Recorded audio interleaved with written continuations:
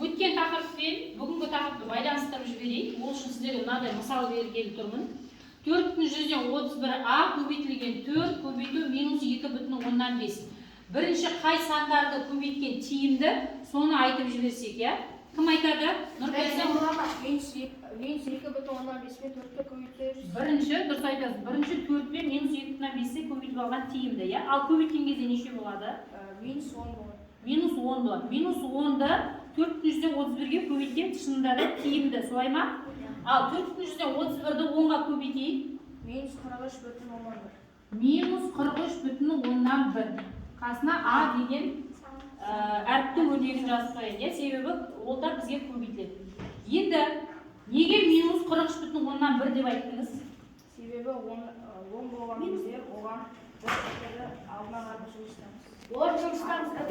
Жоқ, 10-ды көбейткенін түсіндім. Неге Теріс санды теріс санды көбейткен кезде бізде теріс сан. Осыны анықтаймыз. Жақсы, рахмет. Енді сіздер бұны шығаруды білеміз. Енді осы шығарылған минус 43/1 а деген нәрсені астына қайтарып жазайық. Бұл жердегі минус, бұл өрнек, осы өрнектегі минус 43/1 минус 43/1 деп отырғанымыз бұл коэффициент.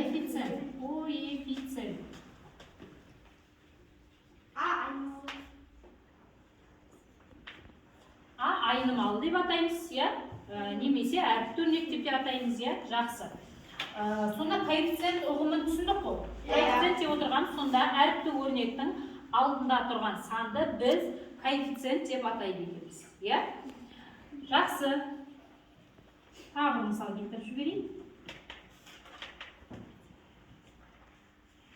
3/3-1 x бөлу 20 бөлінген 6y. Минус болады. Минус 20 бөлінген 6y. Жақсы, енді осыны бөлу амалын орындап көрейік, я? 3/3-1 x бөлінген минус 20 бөлінген 6y. Бірден бөлу амалын орындай аламын ба бөлшектерде? Не істеймін? Көбейту амалын орындаған кезде де аралас санды көбейте аламын ба? Бөлшекке айналдырамыз.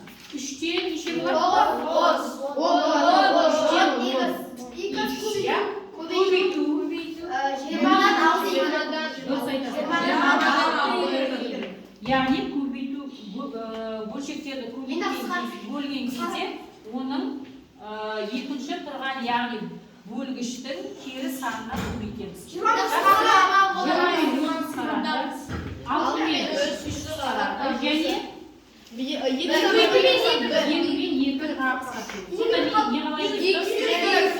2 көбейтіндісі және 10 мен теріс сан көтергендіктен теріс сан. Сонда минус x y деп шықты. Енді жаңа бірінші мысалға қарайтын болсақ, алдында тұрған минус 43/1 деген санды біз коэффициент деп қарастырдық, я? Яғни әріптің алдындағы сан бізде коэффициент болады. Енді минус x y өрнегін қарайық. Осы жерде коэффициент бар ма? Жақсы. Оның коэффициенті 1 ма? Минус 1. Яғни минус 1 деген коэффициент балдар бізде жазылмайды. Өздеріңіз білесіздер, я? Әріпті өрнектің алдында 1 деген коэффициент бізде жазылмайды. Бірақ ол жерде коэффициент бар. Сонда минус бұның коэффициенті, осы өрнектің коэффициенті, сіздерде осыған ұқсас есептер беріледі. Сол кезде коэффициенті минус 1 деп анықтаймыз. Жақсы. Бұл мысал түсінікті болса, келесі мысалға қарастырып жіберейік. Үшінші мысал. Үлгіріп жазып отырамыз, балдар, я?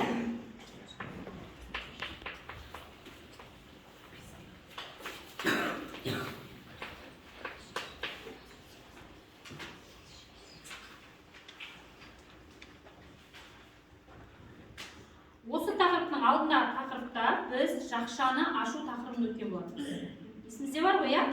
Жақшаны ашу тақырыбында біз осыған ұқсас есептерді шығардық. Енді бұл есепте жақшаны ашу үшін не істеймін? Типтерін бірдей болады. Яғни жақшаның алды жақшанда бар ережесіне байланысты жақшаны ашу болады, иә? Бірінші жақшаның алдында бізде таңба оң, екінші жақшаның алдындағы таңба теріс. Сонда жақшаның алдындағы таңба оң болатын болса, жақшаның ішіндегі таңбалар өзгеріссіз қалады. Өзгеріссіз жазамын. 3x қосылған y. Енді екінші жақшаға қарайық. Екінші жақшада минус x қосу дұрыс айтасың. Яғни жақшаның алдында таңба қарама теріс сан болғандықтан жақшаның іші қарама қарсы таңбаға ауысады. Сонда минус x қосылған 4y дұрыс айтасыздар. Бұл кешегі өтілген тақырып болады, иә? Енді ол кезде бізде әртүрлі өрнектер берілген болады. Жақшаны ашқаннан кейін енді мына өрнекке жақсылап қарайық. Мына өрнектерді жақсылап қарайық. Енді осы өрнектердің ішінде бұл өрнек, мына жерге қайтадан жазып алайын мен, иә? 3x қосу y азайтылған x қосу 4y. Осы шыққан өрнек балдар қосынды деп аталады. Қосынды деп аталады. Енді сұрақ. Біз әдетте бастауыш сыныпта қосындыны өткен кезде олардың арасы қосу таңбасы болатын ғой. Егер қосылғыштардың арасы қосу таңбасы болған кезде біз оны қосынды деп атаймыз. Ал енді біздің өрнегімізге қарайтын болсақ, арасында азайту таңбасы да бар. Бірақ мен оны жалпыламай қосынды деп айттым. Неге? Теріс сан қосылып жатыр. Яғни теріс санды қосып жатырмыз балдар. Біз 6-шы сыныпта рационал сан деген ұғымды енгіздік, иә? Рационал санның ішінде бізде теріс сандардың ұғымы бар тұғын. Енді теріс сандарды сонда біз теріс санды қосып жатырмыз деп түсінеді екенбіз ғой. Бұл жерде азайту деп емес, біз мына жерде минус 1 бар ма? Минус 1x, минус x-ті сонда қосып жатырмыз. Иә? Жақсы.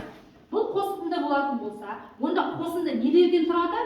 Қосылғыштардан тұрады. Сонда мыналардың әрқайсысы, яғни 3x, y, минус x, 4y деп отырғанымыздың барлығы қосылғыштар екен. Яғни осы қосылғыштардан қосынды шығады екен ғой. Енді осы қосылғыштардың арасында бір-біріне ұқсайтын қосылғыштар бар ма? Қай қосылғыштар ұқсайды деп ойлайсыздар? Қол көтерейік, иә? Алдияр? 3x пен минус x. 3x пен минус x ұқсайды дейді. Және Бибінұр 4y пен y ұқсас. 4y пен y ұқсас дейді. Енді оларды неге ондай ұқсас деп танып тұрсыздар? Бірдей әріптері бар, иә? Бірдей әріптері бар. Сонда бірдей әріптері бар өрнектерді балдар біз ұқсас қосылғыштар деп атайды екенбіз. Ұқсас қосылғыштар. Яғни 3 пен минус x бір-бірімен ұқсас қосылғыш, 4y пен y бір-бірімен ұқсас қосылғыш екен. Енді ұқсас қосылғыш деген ұғымды балдар ұмытып қалмау үшін сіздерге мынандай мысал келтірейін өмірде. Мысалы, бір үйдің ағайындылары болсын, бір үйдің балалары болсын. Бір үйдің балалары көп жағдайда бір-біріне ұқсап келеді деп айтасыңдар ма? Бірден, мысалы, бір үйдің екі баласы болса, ағалы інілі екенін, немесе апалы сіңілі екенін, ағалы қарындасты екенін бірден байқаймыз. Себебі олардың түрлері ұқсас болып келеді. Байқайсыңдар ма? Енді олар неге ұқсас болып тұр? Тегі бірдей, дұрыс айтасыңдар. Яғни бір үйдің балдарының тегі бірдей болады. Тегі бірдей болғандықтан олар бір-бірімен ұқсас болып келеді. Бірақ аттары әртүрлі. Дәл сол сияқты 3x пен минус x-тің екеуінің де тегі не болып тұр? X болып тұр. Яғни бірдей. Ал оның біреуінің аты 3, біреуінің аты минус 1 болды. Түсінікті ма? Екінші өрнекті қарайық. Олардың тегі y, ал олардың аты 4 және 1. Яғни бір үйдің балдарының аттары әртүрлі болады, бірақ олардың тегі бірдей болады. Дәл сол сияқты ұқсас қосылғыштардың да әріптері бірдей болу керек. Сонда 3x пен минус x ұқсас қосылғыш екен, игрегім ұқсас қосылғыш екен. Енді бұл ұқсас қосылғыштарды неге ажыратып алдым деген сұрақ. Иә? Ол үшін балдар мынаны оқып алайық. Ұқсас қосылғыштар ғана бір-бірімен қосылып азайта алады. Түсіндік қой? Көбейту амалында біз оған қараған жоқпыз, иә? Қараңдар, көбейтуде біз мына 431А бар, ал 4 пен -2,5-ның жанында А деген әріп болған жоқ. Бірақ біз оларды көбейттік. Сонда көбейту бөлу амалында ұқсасқа қарамай оларды көбейтіп бөле береміз. Яғни оны ұқсас көбейткіш деп ажыратпаймыз. Ал қосылғыштарға келген кезде міндетті түрде тек қана ұқсас қосылғыштар ғана қосылып азайтылады. Ал басқа бір-бірімен ұқсас емес болатын болса, ол қосылып азайтылмайды. Ол қалай? Яғни 3х пен -х-ке амал орындайық. Біреуі оң сан, біреуінің коэффициенті, біреуінің коэффициенті теріс сан. Біреуі 3, біреуі -1. Енді біздер оң сан мен теріс санды қосқан кезде біреу оң, біреу теріс болса қандай амал орындайтын еді? Үлкен саннан кіші санды азайтып, үлкен санды сонда 3х-тен -1-ді азайтатын болсам, онда біздер 2х плюс қояп, жақсы. Енді екіге көшейік. Қосамыз. Екеуі де оң зат, сондықтан екеуін қосамыз плюс енді сұрақ. Енді 2х пенен 5y-ді қоса аламын ба?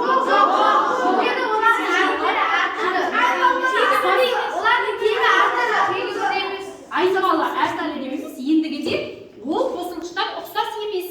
Яғни ұқсас қосылғыштар ол табылмайтындықтан оларға қосу амалы немесе азайту амалы ары қарай жүрмейді. Ол сол күйінде қалдырамыз. Түсінікті ма? Сонда ұқсас қосылғыштарды бір-бірімен қосып азайта береміз. Ал екеуі ұқсас емес қосылғыштар қалған кезде оларды қосып азайта алмаймыз. Сол күйінде қалады. Түсінікті ғой? Тақырып түсінікті ғой? Мынадай кері байланыс алып отырамын. Бұл кеше, бүгін, ертең деген. Алдарыңызға қағазды қарастым. Енді бұны қалай толтырамыз? Бұл сабақ барысында жүреді, сабақ бойына жүреді. Яғни кеше деген жерге біз бұған дейін, яғни жаңа түсіндірген тақырыпқа дейін алгебра өрнектер тарауында қандай тақырыптарды өттік? Мен жаңа мысалға бастаған кезде сіздер менімен бірге шығардыңыздар. Яғни сіздер шығару арқылы мен ары қарай жүрдім. Оған дейін өтілген тақырыптардың барысымен біз мысалдарды шешіп шықтық қой. Бүгінгімен байланыстыра отырып. Сол бүгінге дейін байланысқан тақырыптар бар ғой жаңа. Соларды жазып отырасыздар ма? Кеше дегенге. Осы кезде бірінші осыны толтырып алыңыздар. Ары қарай бүгін дегенге қазір біз сабақ барысында есеп шығарамыз. Есеп шығарған кезде бүгінгі сабақтан сіздер не түсіндіңіздер, қандай тақырыпты өттік, оның ішінде сіздер не түсінікті болды, соның барлығына бүгін деген жерге жазамыз. Кестік қой? Яғни сіздерге бұл көмектеседі. Өткен тақырып пен бүгінгі тақырыптың байланысын ашып алуға. Ары қарай ертең деген тұр. Ертең дегенді бұны сабақтың соңғы жағында бүгінгі сабақтан түсінгеннен кейін енді ертеңгі сабақтан сіздер не күтесіздер? Ертеңгі сабақта сіз не білгілеріңіз келеді? Осы сұрақтарға мына ертең деген жерге маған сұрақ ретінде қойсаңыздар болады. Кері байланыс. Түсінікті ма? Ал осы қағазды бірге толтырамыз. Қазір кеше және кешені толтырып қойыңыздар. Бүгінгі сабақ барысында ортасында толтыра берсеңіздер болады. Ертеңгі сабақтың соңында толтырамыз. Кестік па? Жақсы, түсінікті болса. Балдар, бүгінгі сабағымызды ойлан, жұптас, бөліс тәсілі арқылы жұмыс жасайтын боламыз. Яғни ойлан деген сөз, алдарыңызға келген тапсырманы бірінші ойланасыз, одан кейін түсінбей жатсаңыз жұптасып бірге орындауға болады, одан кейін барша оқушылармен бөлісетін боламыз. Әр топта бізде 3 жұптан отыр. Әр топтың бірінші жұбы осы 2 есепті орындаймыз. Екінші жұбы мына 2 есеп, үшінші жұп міне 2 есеп. Тақта көрініп тұр ғой сіздерге, анық. Ал жұмыс істеп бастаймыз. Ары қарай бөлісіп жұмыс жасаймыз. 9 мен 13-ті азайтқан кезде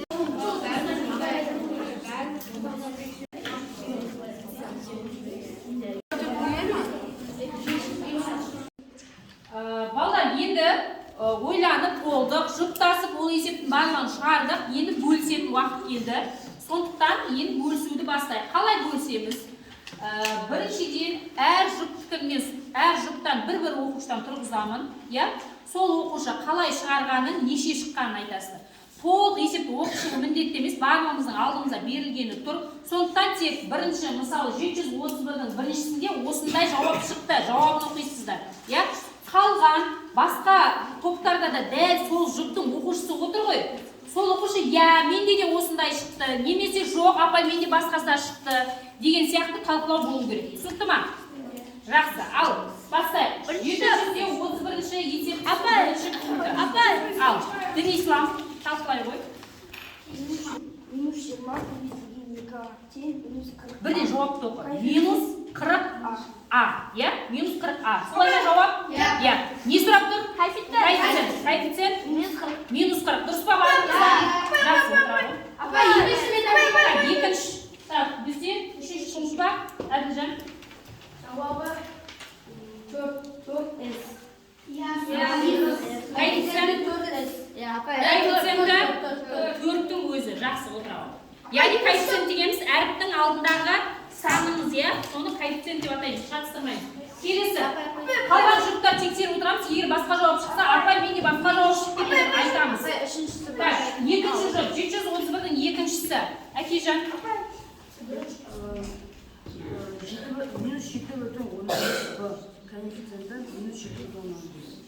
Коэффициент минус 7,5. Дұрыс па? Жақсы. Кеттік. Келесі. 730. Минус 42. Қасында бір не бар? Минус 42.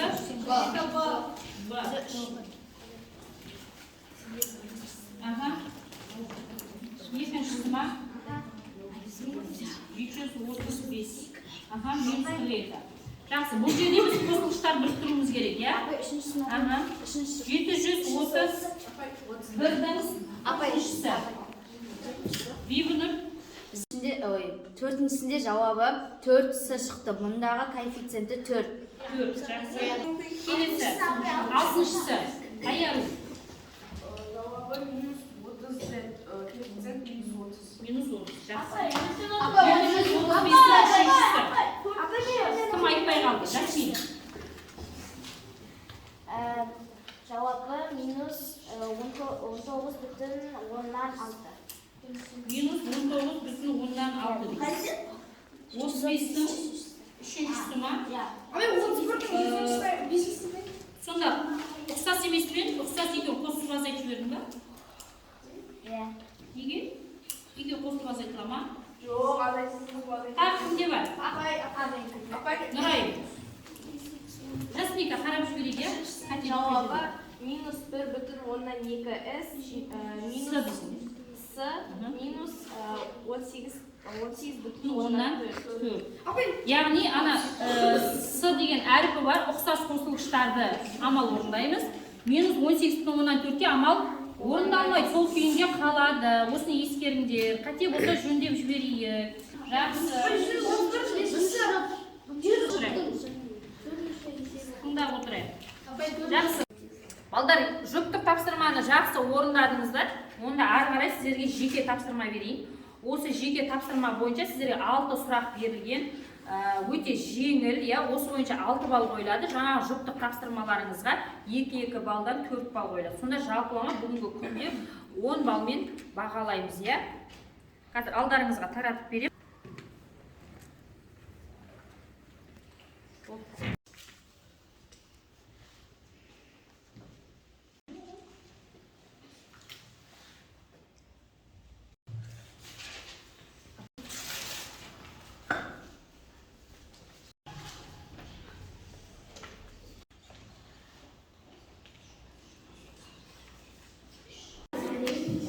Балдар, сіздер кері байланысты жазып боламын дегенше мен сіздер нұсқаларыңызды бөліп алдым. Қазір осы жерде тексеріп, бағасын айтып кетемін.